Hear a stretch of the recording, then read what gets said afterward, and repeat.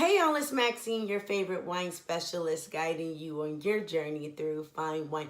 And I am continuing the wine tool series. Do you know what's next to me? Well, if you don't, this is a decanter. And if you are a wine lover that enjoys robust red wines, then this is an item that you need in your wine toolbox. Now, what's the purpose of a decanter? The purpose of the decanter is to expose your wine to oxygen so that it may aerate. An aerated wine allows the wine to open up and fully express the aromas and flavors that the winemaker intended for you to enjoy.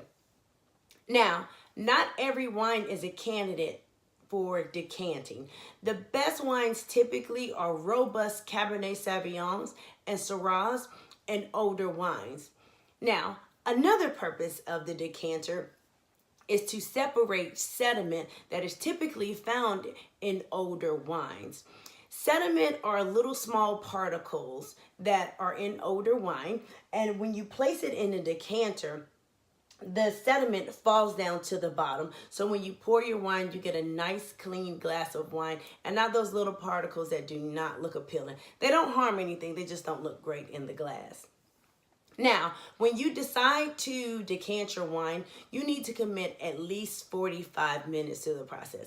Yes, this takes a while. Sometimes some wines require an hour, some wines require an hour and a half.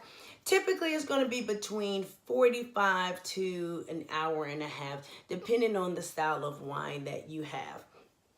If you have leftover wine from the decanter, just take a funnel and put the wine back in the bottle.